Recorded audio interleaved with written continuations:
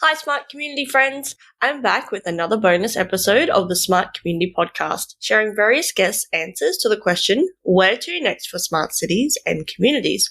And this time I'm sharing with you the answers from these guests. Jacqueline Nagle from episode 247, Dawid Jacobs from 246, Michael Healy from 244, and finally Dr. Kelly Turner from episode 245. Some themes that come through in the guest answers are around the current population shift for regional communities, better collaboration and integration, interconnectedness, and a more human-centric focus in communities.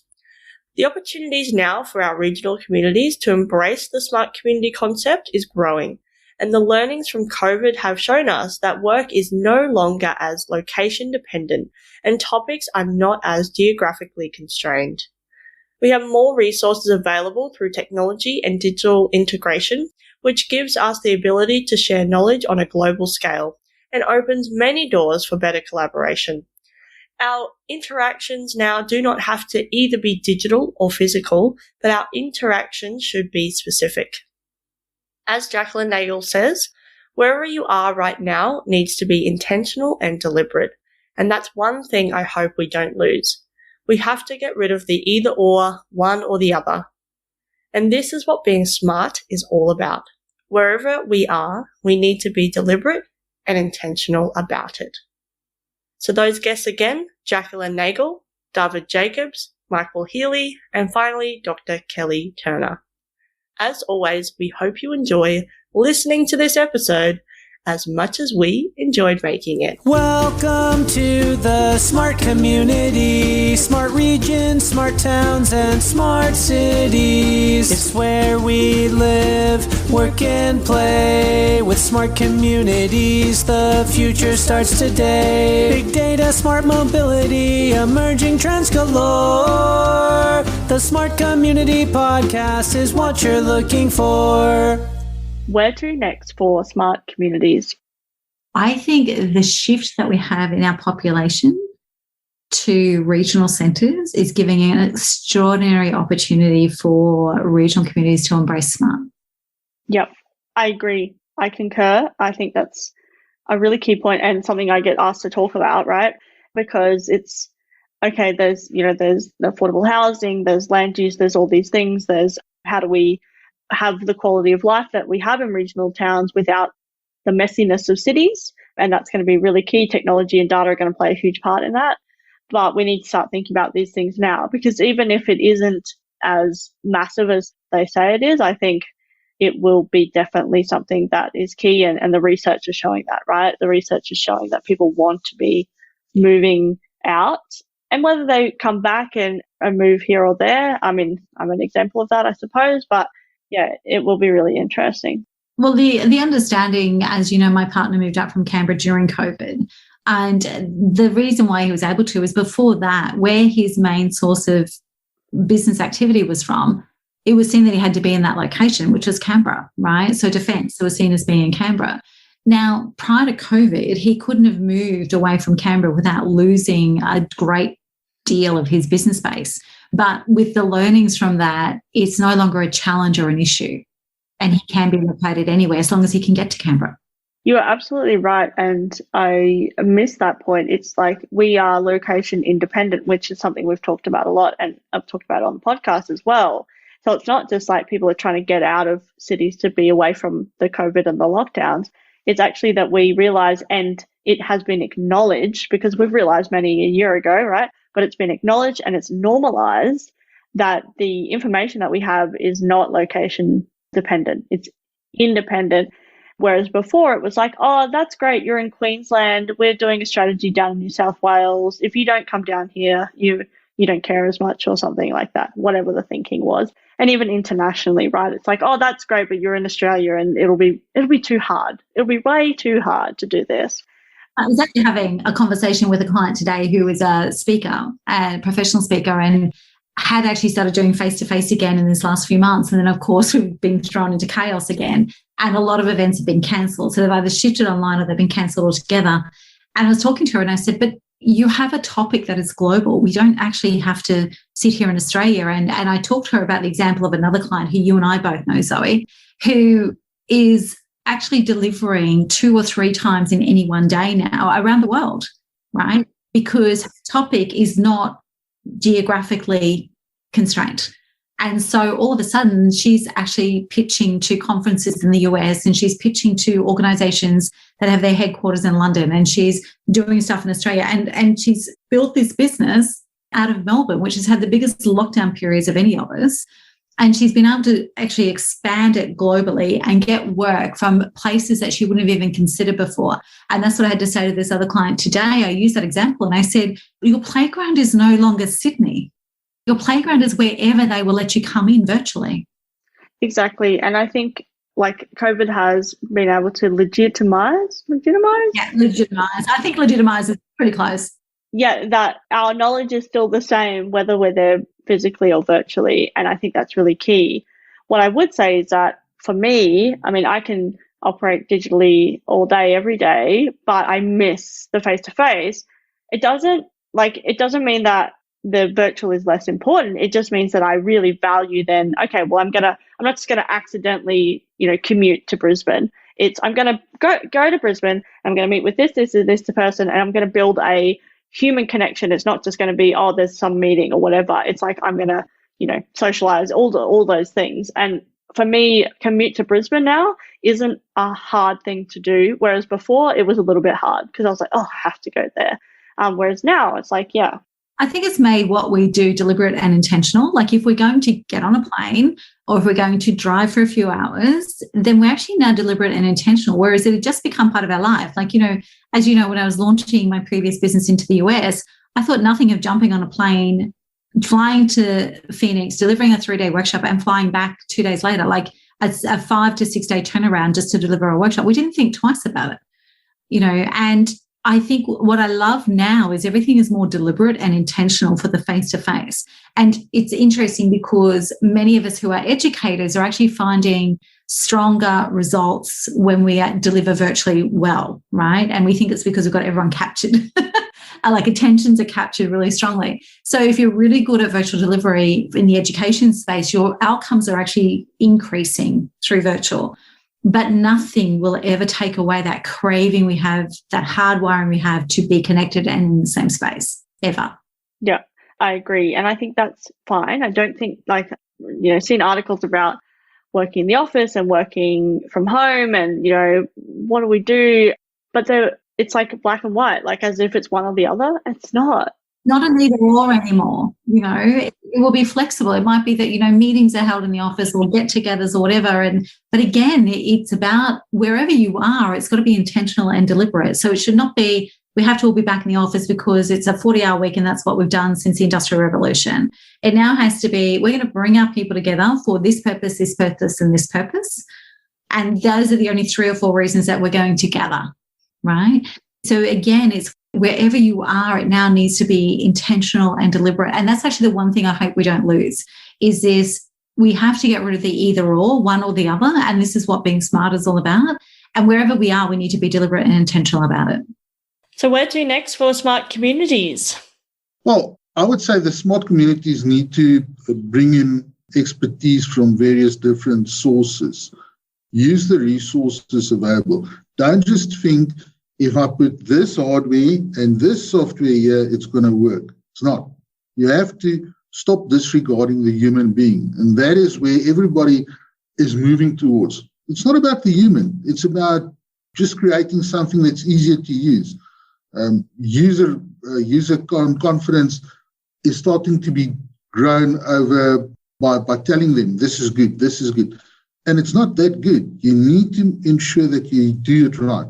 Smart communities in our country, they're already talking about it. They want to do one here close to us, but it's only going to work if you do it right, using the right resources and placing the human at the center point. That's how I see it. Mm-hmm. Yeah, I agree. And I think in this space, it's so multidisciplinary as well, right? So it's not even like exactly what you said, you need the right resources and you need the right skill sets within there. So then you've got the expertise, because not everyone is going to, you can't just hire one person that's going to be able to do everything, because there's so many different It's like you don't hire one person to build a city, right? And so it's the same with smart communities. There are so many different aspects to it. You need to make sure that all those things are covered. I agree. I think that if you are thinking that, listen, I'm going to contact this consulting firm because they're a big consulting firm, they work for all these companies and they've got a good resume and all that, and I'm going to use them to consult on, say, identity management space. What do they know about? Remember, an identity is evidence of the existence of a real-world human being. That's what an identity is. They haven't got that in their, let's say, their spectrum. It's not there where they're working with. They only look at processes and hardware and software, and they believe that's going to work. So rather bring in somebody that knows, or institution or government institution, build it, that you've got people in this space that knows everything about it. And then you need to flex this to all the different divisions, all the different builders of the city, exactly like you said there. There's such a lot of different facets. So where to next for smart communities? And again, that's quite a hard question, I suppose, and everyone would have a different opinion potentially. But I don't think it's that complex, really. I think it's about the need to talk more and interact more across different councils, with government, with private industry, with startups, and thinking of the different parts of an innovation community. I think one of the key opportunities is to make it a lot more joined up and to collaborate more. So I think, for us, it'll be about getting more connected, more collaborative, operationalizing or realizing that potential we've been talking about for a few years, becoming that core function, but also working, on strategic relationships. Like we've got our economic office here that we work really closely with. They've got something called a Supernode program, which is 4 areas of opportunity for the economy here, agri-tech and aerospace being 2 of those 4. And we work really closely with them to either, help share opportunities or local issues with local innovators and see if we can support them to come up with world-first solutions. And we work with our holding company that owns our port and the airport and a big maintenance company, and talking about what are the things we can do to leverage our collective expertise and ingenuity. We've got a really cool project called Te Whariki, which means woven mat in Maori, which basically staff from right across that group, that includes the airport and the port and the maintenance companies, can log their details, put their interests, their expertise and experience, and then anyone from across that wider group can put in opportunities for them. And it could be a full-time job, it could be a one-off workshop, it could be just a 2-hour redesign of a web page. But a really good example about how to kind of leverage your collective human potential and really engage staff as well and open up a world of possibilities that were in there previously. So we're thinking about, again, with sustainability across a big group of companies like that, we're all trying to do the same thing in terms of reducing carbon emissions. So what are the things we can do collectively to really make a bigger difference, but also just be smarter about the way we approach things? Yeah, and it's so powerful, and I think we underestimate that power. And I think I was talking to somebody yesterday about this. It's like all these big things, big projects, big, even events and things all started with an idea from a person, right? Looking at, there's this problem here, how can I solve that? Or there's an opportunity here, how can I leverage that? And then it starts with that, and then more and more conversations happen, and then it only happens when there's that real collaboration, because we can't do it by ourselves. It's, the idea is brilliant, but if you can't execute on it with other people, then it's not very useful. You're completely right. And that's, I suppose, and you learn with experience. You think you can achieve things on your own, and you're wide of the mark, because there's an old motto from continuous improvement, which is success is quality of solution times acceptance. So you may have the best solution in your head, but if you can't sell it or get people to jump on board, then it'll never take off. Where to next for smart communities? Well, it will be interesting to see how the cell phone mobility study pilot pans out and where people are going. I think cities can think about heat as this dynamic type of event. I think the next thing is definitely governance. I think it should come from the federal level, since One of the reasons why I think it should come at the federal level, as well as cities doing their own stuff, is that when you start talking about things like development and real estate development, then you get into issues of competition too. So I would like to see also a federal signal. Another thing is acknowledging, I know this doesn't sound future-y, but something that we haven't really acknowledged is that, cities are hot because we built them that way, and we built them hotter and cooler in really inequitable ways. So one of my favorite data products is this, the redlining and heat maps, which was a study based by Hoffman et al., and it was highlighted in the New York Times. And you can go online and you can play around with it, at least for the United States, and you can see very clearly that places where our homeowners loan corporation in the 1920s and 30s explicitly racially would not, let certain communities buy houses. And so you can see that those sort of racial inequities that were embedded in the system then track onto things like vegetation, track onto things like current heat disparities.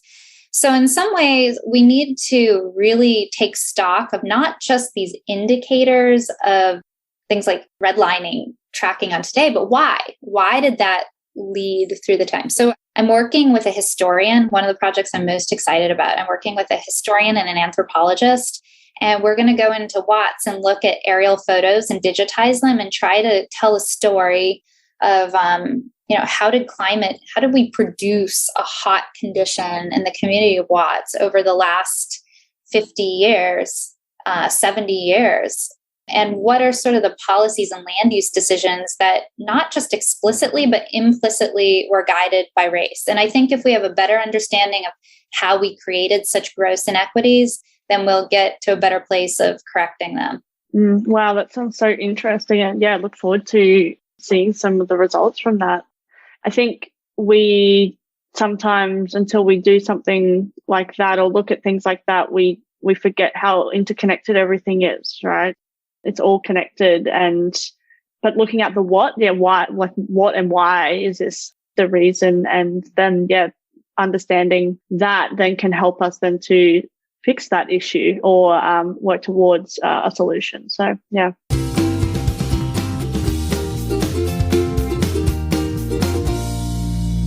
The Smart Community podcast is brought to you by My Smart Community. If you're trying to deal with disruption, not sure what technologies to buy, need to facilitate genuine collaboration, then we can help. Email hello@mysmart.community or head to www.mysmart.community/consulting. Thanks so much for listening to the Smart Community Podcast. Show notes for this episode and all other episodes are available on our website, mysmart.community/podcasts.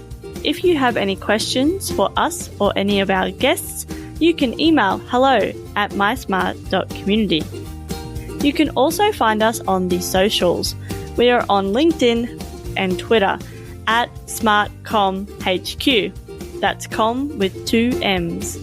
If you are enjoying the podcast, please hit subscribe so you never miss an episode. And we would love for you to leave us a rating and review at wherever you listen. This really helps us reach more ears and eyes, so thank you for your support.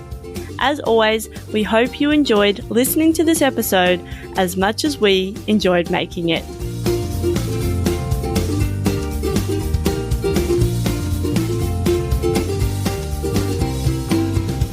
The Smart Community Podcast is what you're looking for.